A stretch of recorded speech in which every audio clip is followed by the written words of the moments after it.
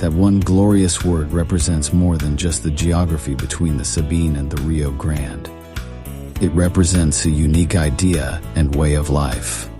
A life of rugged individualism, proud self-reliance, gritty toughness, and fierce independence. That is what made Texas, and that is what will save her again. Howdy, folks. Sam Houston here. I want to thank you for tuning into the Feed Bandit podcast. Feed Bandit is the Texas first outdoors brand built by rabid Texans, for rabid Texans, and all those who aim to be one someday. We unapologetically promote the ideals that shape our Texas pride and Texas first patriotism through our love of hunting, the outdoors, and the gear and apparel we create. Texas, above all else, preserve the tradition, protect the legacy. Check us out at feedbandit.com. And to repeat that great rallying cry from a former colleague of mine, liberty or death. Now, enough of my talking. Here are a couple of bandits that love Texas as much as I do. Enjoy.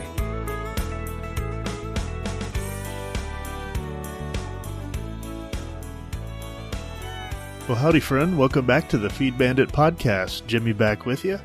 And on this one, we're going to continue our series on turkey strategies. If you recall, in our last turkey strategy episode, we discussed how to hunt fall turkey and how to hunt them hard. Pretty good little tips and tricks in there for those of you who want to try getting out from just hunting them in the spring. So I highly recommend going back and listening to that episode. We're going to continue going down this path with a couple of other articles, some with different ideas, and this first one I think is pretty interesting because it is sometimes what frustrates you when you're out there hunting. So we'll start with cool 'em down to kill 'em. I'd been hunting the boss gobbler of Sleepy Creek for about a week. The weather had fouled me up when I tried to take him one morning. Another morning he had hens with him, and I couldn't get him away from him. That's always a problem. On several different mornings, he did exactly what I thought he wouldn't do. This old gobbler was really getting to be a pain. Finally, I had a beautiful, clear morning to hunt him. All I needed to do was cross a little creek and get him to call. When I stepped into the creek, which had been only ankle deep the day before, I sank in waist deep and almost went under. But at last I got in the right position to take the old gobbler. I wonder how cold that was. I was on the same ridge with him, and when I called, he gobbled. I thought, today, old boy, you belong to me. The turkey was in open hardwoods. I was just sitting on the edge of a pine thicket that adjoined them. My game plan was flawless. There was an old logging road I was absolutely certain the turkey would have come down. I figured this hunt should be a piece of cake. But the turkey didn't do what he was supposed to do. Instead of coming down the road to me, he went through the pine thicket to a field above him. I continued to call. I changed calls. I went from raspy to sweet, and from sweet to raspy, but still nothing happened. I decided that if the turkey wasn't coming to me, I was going to him. I could tell by his gobbling which way he was going, and I got around in front of him. This time I set up and changed to a friction collar to make the old gobbler think there was a different hen close by that he could service. When I called, he gobbled, and I could hear him drumming. After a while, he stopped drumming, so I decided to move and see what was keeping him from walking where I was. As I slipped in close, I saw a fence. The lowest strand of the fence was about 2 feet high and would have been easy for him to walk under, but for some reason he just didn't want to cross that fence. Apparently he walked on down the fence line and walked away from me. I could see which way the big turkey was going, so I circled again and got in front of him. I started calling. He gobbled and moved closer, about 70 yards in front of me, where I could see him. By now he was really hot. He was strutting, but he wouldn't break the strut and come into me. The more I called, the more he strutted. I finally decided that I had the old boy too worked up, and this is the key. He was out there strutting and displaying. If there was a hen close by, she should come to him. That old turkey had made up his mind that if she didn't come to him, he wouldn't go to her. I cooled him down by not talking to him for 30 minutes. Even though he was gobbling and strutting, I wouldn't say anything to him. I really hurt his feelings. He was doing everything a virile, proud, noble gobbler was supposed to do to impress a lady, but I wouldn't even talk to him. Finally, after 30 minutes of keeping quiet, I started giving some soft yelps that were flat and dull, as though the lady I was imitating was still there, but just not interested in him at all. Then I turned my head away from the turkey, down toward the ground, and gave a soft cut and cackle like I was fed up with him and would leave. When I did that, I heard the tempo of his gobble change, and I thought, he's coming in. He gave a few more really soft clucks before the gobbler walked right to the spot where I'd chosen to kill him. This hunt on Sleepy Creek is a prime example of how to cool down a turkey to kill him. And Lord knows I've been in that situation many times where I've just kept calling, hoping that turkey would come in, and nothing happened. And we'd always chalk it up to, oh, he's hung up with hens. There's no way he wants to come in, even though he's gobbling back. This is prime tips right here to another trick to add to your trick belt when you're out there turkey hunting. He's so excited about how worked up the hen is that he thinks all he has to do is strut and gobble, and she'll come running to him like he was the best looking bird in the woods. When a gobbler gets the big head like that, calling him is very difficult. However, that gobbler can be killed if you destroy his ego. I have to use this tactic on a regular basis. I'm a hot dog about turkey hunting. I call a lot and really try to get my gobblers worked up. I go hunting in the spring to hear them gobble and see them strut. I want them to gobble and strut as much as they can before they come to me. But because I call so much, the turkeys tend to get worked up too much and hang up. Therefore, I have to use what I call my cool 'em down technique if I'm going to kill them. The first thing I do when a turkey hangs up is to get quiet. Then I look at my watch, and no matter what the turkey does or says, I'm not going to talk to him again for a full 30 minutes. Next, I move laterally, either to the right or the left, for 50 or 60 yards from where I last saw the turkey. The third thing I do is change the collar I'm using, and then I start the turkey off with some light clucking, purrs, and whines. If he walks away from me during this 30-minute period, I may move with him. I may slip up behind him, but I'll still go off to the left or right of the direction he's traveling, to give the impression I'm another hen and not the same one who broke his heart earlier. Also, I change calls. If I've been giving a raspy call, I may go to a smooth one. If I've been using a diaphragm collar, I may change to a friction collar. I want to give some type of call that will make the old turkey think he's not talking to the same hen he talked to earlier. Remember that the gobbler was pretty hot and excited when he was strutting. He was ready to mate, but there was nobody there for mating. He'll be even more ready to mate with the next lady he hears. So finally I start calling with some soft clucks and purrs to let him know I'm available. A boss gobbler is much like a bodybuilder on the bench. While he's pumping iron, there are many pretty young things vying for his attention. But there's always one good-looking, well-built girl in a bikini who's not impressed with his physique and who walks away to the concession stand to buy a soft drink while he's showing off. For some reason, this girl who doesn't pay him any attention is always the one the bodybuilder and the boss gobbler are most attracted to. And when that girl walks to the concession stand, the proud male, whether he's clad in a bathing suit or feathers, will hurry over to meet her. Usually a gobbler knows he can't count on his strutting and gobbling to get this hen's attention. He won't keep trying to impress her with his pretty feathers and his showy walk. After a gobbler like this has cooled down, talking to him is much easier. Alright, well that is a great idea and a great tip that I will definitely use in the spring. If you're talking to that gobbler and it just doesn't seem like he'll come in, but he's still talking to you, then just stop. Wait for 30 minutes. And during that period of time, if you can see him especially, try to move around so that he thinks you're just not interested and or another hen, and then come back in with a different call. See how that works out. I cannot wait to try that, because now I now have a technique to break away those henned up turkeys or those hung up turkeys. So let's talk about competition. And if this, especially, I guess, if you go and you hunt some public land, or maybe you have even, your private land, but you have a lot of other hunters that go out there. Let's see what he says about this. And the guy who's writing this, I guess he starts to talk. He's from, I guess, in Huntston, Indiana, but I'm sure these can be applied to us here down in Texas. Let's see. Indiana doesn't have many turkeys, but it does have lots of hunters. So to take a tom in my state, you have to out-hunt the crowds. In recent years, the first official Indiana turkey season was in 1970. The state conservation department released the turkeys, and most serious hunters knew where those turkeys were supposed to be. But hunters took only 6 turkeys that year. Throughout the years, the released turkeys have stayed close to the released sites. Consequently, the hunting pressure near these sites is extremely high. There probably are at least 8 or 10 hunters competing for each gobbler, and the hunters start calling to the gobblers and spooking them 2 or 3 months before the season begins. That's going to be interesting and tough. The easiest way to scout is to go into the woods and listen for other hunters calling. When a hunter locates a turkey in preseason scouting, he'll usually go back to that same spot every time he goes into the woods, and he'll call to that turkey. Sooner or later, though, the turkey's going to see him and become spooked.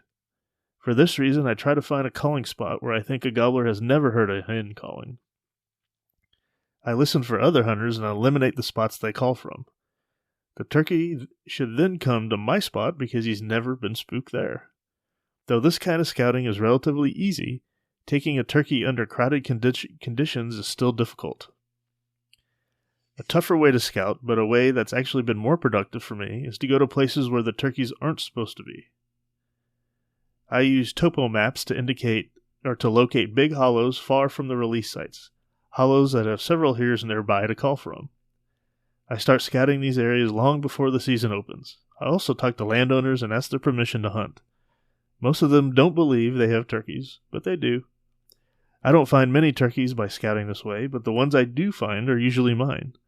I can take my time and hunt them the way I want, with a lot of calling and waiting, working and moving, without interference from other hunters. Each season I try to pinpoint 3 or 4 of these hidden turkeys, so I do have some spares in case someone else happens to get the first one I go after.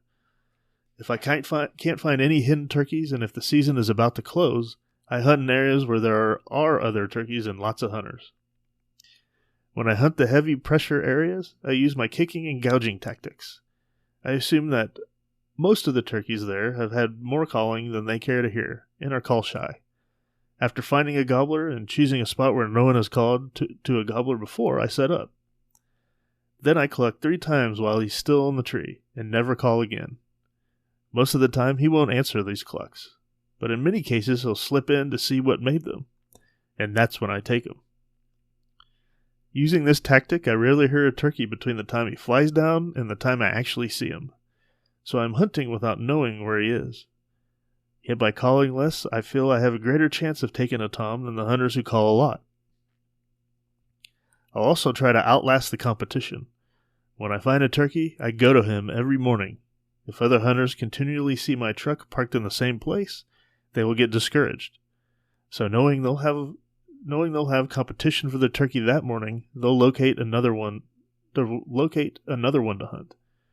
Endurance will not only win the turkey, but also discourage other hunters. I don't like to hunt the pressure areas, but often, if I refuse to, I won't have a place to hunt. So my formula for these areas, which has proven successful, is to call very little, hunt long and hard, outlast the competition, and hope to get lucky. I think all those things are par for the course, when turkey hunting. So let's talk about a call-less turkey hunting. So we're just hunting without really calling. See what he has to say about this one. I had to go to college to learn how to hunt turkeys. Although I really wasn't much interested in college, I didn't want to go to Vietnam, and a college deferment from service provided the only out for me, just as it did for many boys back in the 60s. I'd been raised in the woods, but I'd never done any turkey hunting because the part of Tennessee I'm from didn't have any turkeys. But when I was in college, I heard about a place called Land Between the Lakes, often called LBL, on the Tennessee-Kentucky border, owned by the Tennessee Valley Authority. Land Between the Lakes was close to my college and was home to two critters I'd never seen, fallow deer and wild turkeys. Because I was raised in the country, I always hung out at the country store with the local folks when I had time off from college, instead of the pool hall with the rest of the college boys. Hanging out at the country store came naturally for me, and pool shooting didn't. In February, all the local men at the store started talking about turkeys and turkey hunting. To listen to those men talk, killing a wild turkey was the greatest accomplishment a man could make in his lifetime. I don't know if it's the greatest, but it is by far the most, I would say, satisfying when you get full camoed up and you walk miles and miles and you set up and you talk and you call and talk to a gobbler. You call him all the way into your setup and you take him successfully. I don't know there's many other things in hunting that are much better. That's just it's just really cool. Why there are even some men at the store who had seen or said they had seen a wild turkey, which ensured they're being looked up to and respected by the store's patron. Also, every now and then, a man would come through the store who had killed a wild turkey, or said he had killed one, who was immediately recognized as the top dog in the kennel. All the lesser men who had only seen or heard wild turkey would back off and let him explain just what was required to kill one. Right there in that country store, I made up my mind to become a turkey hunter. After all, what else in life could give a man the respect and admiration of as many folks as killing a wild turkey? When one of those real wild turkey killers came in, he always commanded the respect and admiration of all within earshot. So I knew if I could take one of those old ball-headed birds, I could reach heights most men only dream about. I realized the job would be difficult, because turkey hunting at that time was not great at Land Between the Lakes. In a 6-day hunt with over 2,000 hunters, the take was only 4 to 6 turkeys. I began to hunt turkeys in 1967, during my first year. I took a turkey and reached the heights most men at the country store aspired to. Only 17 turkeys were killed that year at LBL, and I'd taken one of them. I'll never forget how I killed my first turkey and how I learned more about turkeys without using a collar than many hunters learn with one. A buddy from school and I had been going over to LBL but hadn't heard any turkeys. Finally, on the 4th morning, I heard a turkey gobble, which was the greatest thrill of my life. And I'll say, when you're calling, one of the coolest things is when you're calling and you don't hear anything and you've been walking around and you're getting discouraged, you call and all of a sudden it's a super loud gobble, meaning, you're probably within 50 yards or something like that. The adrenaline pumping, and it kind of scares you. That's such a great feeling. Although I'd never dreamed at the time I would actually kill a turkey, at least I had heard one gobble and knew what a gobble sounded like. The reason I didn't have a turkey collar was that I didn't know they existed, and so I didn't know what they looked like or how they worked. I was just ignorant of calling. But since I was a pretty fair deer hunter, I felt I might be able to slip up on one of those turkeys and shoot him. I was also a good listener and had trained myself to pay attention to different sounds in the woods, to pinpoint them, and to see what animal was making them. So when I heard that turkey gobble, I tried to pinpoint his location, and then I took off after him. On the way, I began to remember what I'd heard the fellows say back at the country store. They believed the way to hunt was to sit back 300 or 400 yards from the turkey, and then spend 3 or 4 hours calling him up.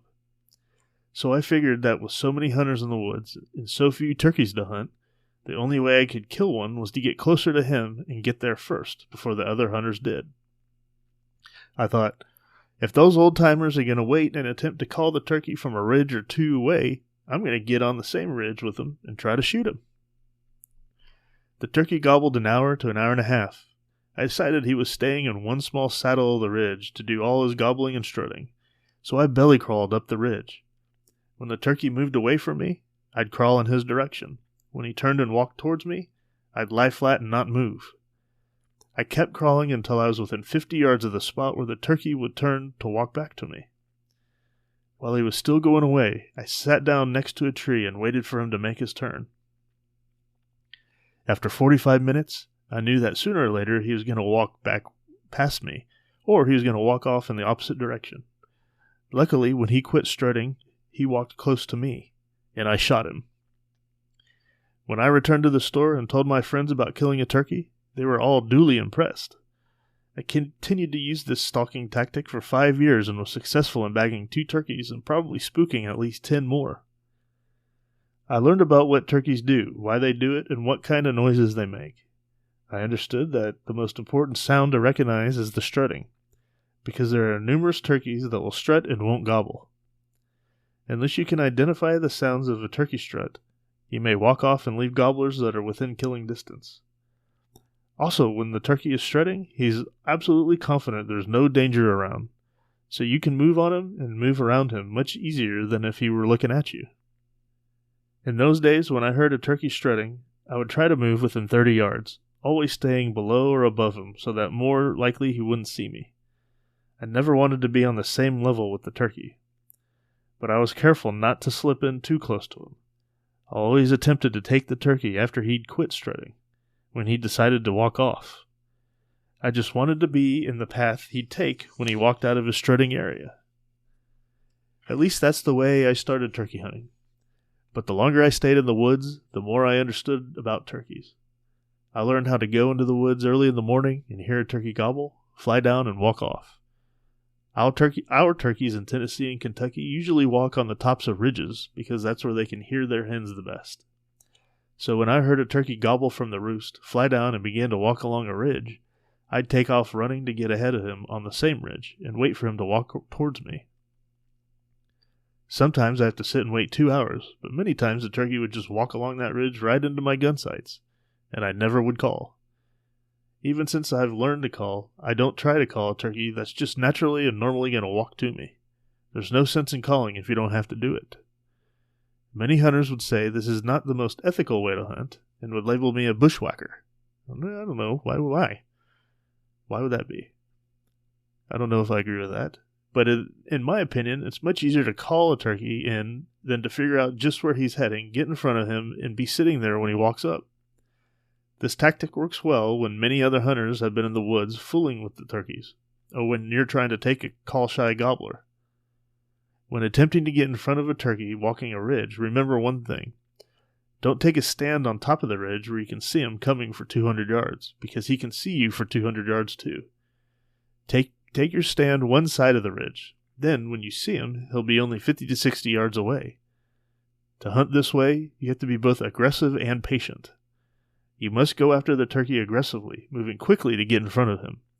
But once you're there, you must be patient enough to let him walk to you.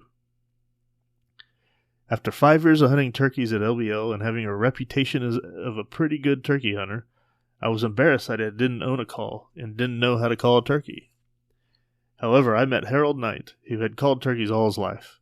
I picked Knight's brain on calling turkeys, and I talked him into making me one of his callers. Then I began to call turkeys. But I still believe one reason most hunters don't take more turkeys is that they feel they can pick up a caller, make a few sounds, and be an instant success, rather than really learning how to hunt turkeys, and just using the caller like icing on the cake. It's natural for a hen to go to a gobbler, not for a gobbler to go to a hen.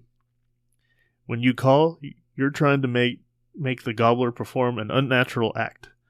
So don't rely too heavily on your calling.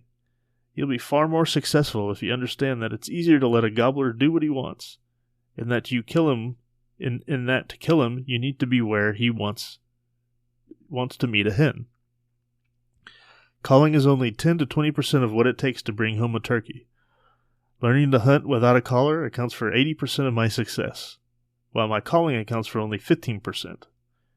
That other 5% I figure is just plain luck. Yep, and I would agree with that.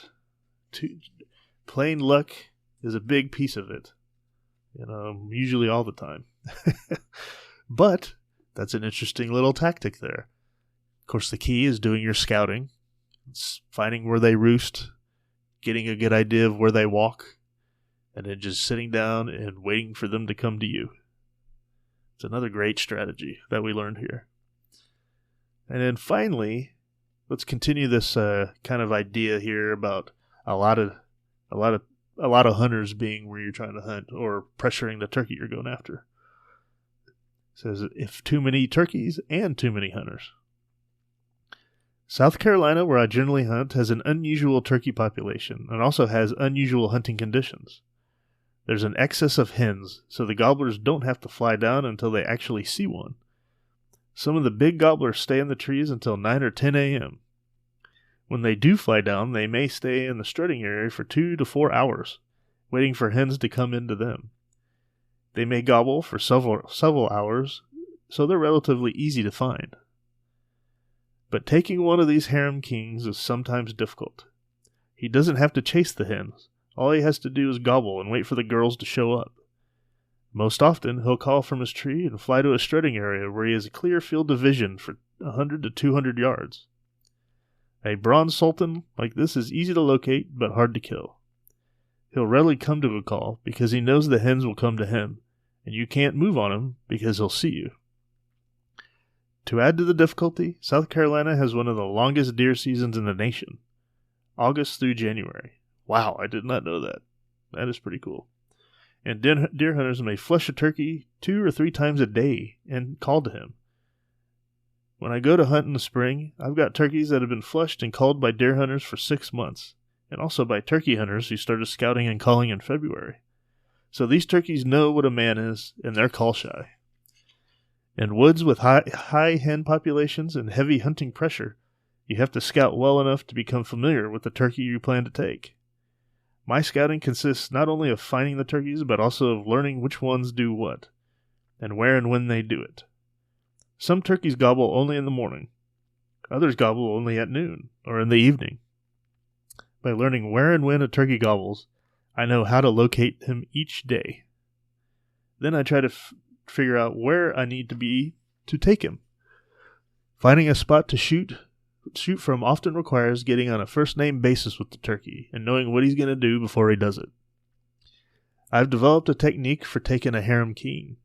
I work on his ego, and when I find him in a tree or on open ground, I walk straight to him so he'll spook and run off. Next, I walk 75 to 100 yards in the direction he went. After 30 or 40 minutes of silence, I start giving loud yelps, cackles, and cuts. I try to sound like a madwoman. That old gobbler has been crowing about his manhood all morning long. Now this hen has come to be serviced, and he isn't here to do the thing he's been bragging about so long and loud. Since she doesn't know the gobbler has been spooked, she's really fussing at him for standing her up.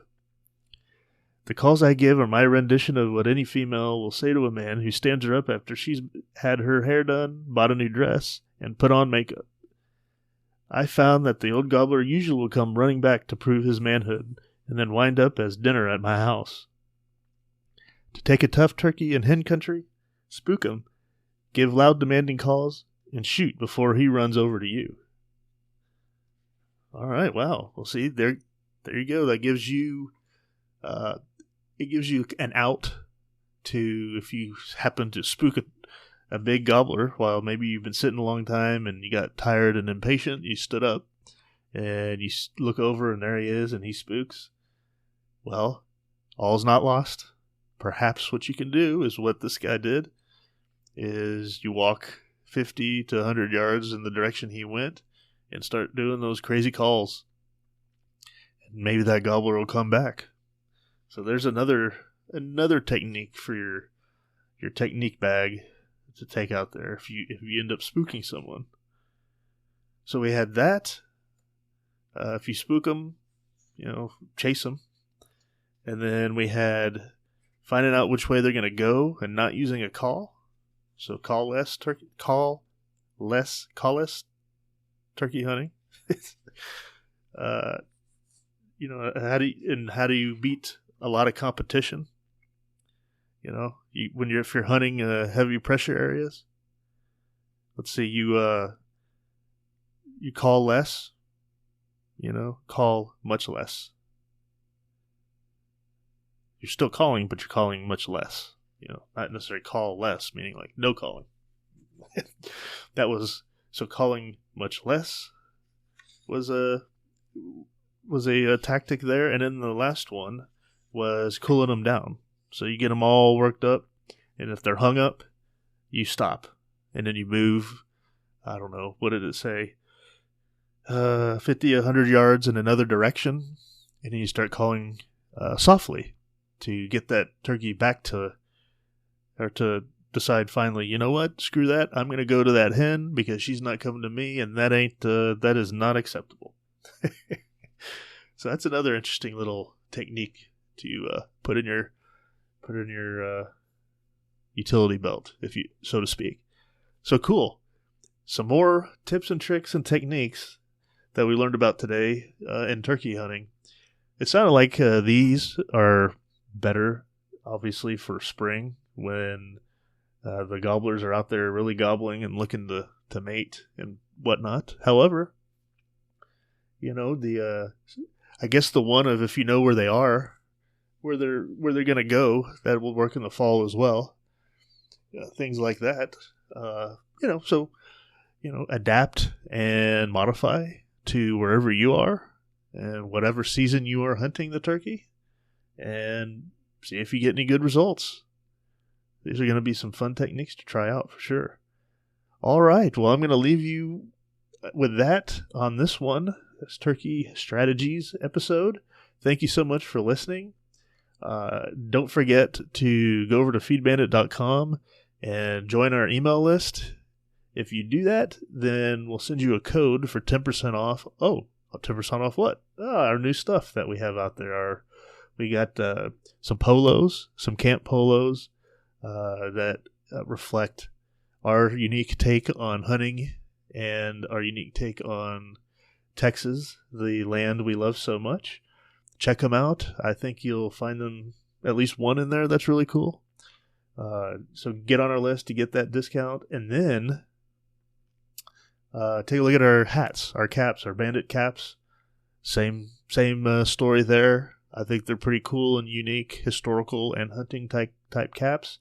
We're adding new stuff all the time. So check them out. And, I'll remind you on each of these things. But, anything you were to go over there and grab would definitely help out the podcast. It keeps us on the air, so really appreciate it, and thank you so much for doing that. And at the very least, thank you so much for listening to this episode. Stay tuned for our next one. Remember, we got the daily Texas History Roundup, so you can at least hear our soothing voices on a daily basis if you so choose, while learning about Texas history. All right, well, with that, I will leave you. You have a great day, and thank you so much for listening once again. And remember, support your local feed store.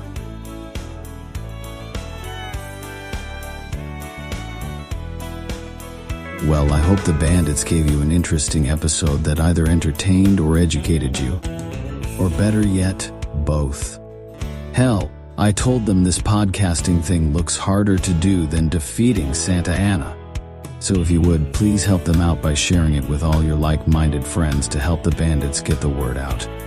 And don't forget to check us out at feedbandit.com and grab some gear and apparel to support the cause of Texas. Remember, Texas, above all else, preserve the tradition, protect the legacy. Finally, as I said some time ago on the eve of the great battle, and I vigorously repeat here again, be men.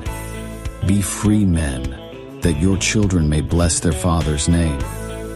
Well, fellow bandit, until next time.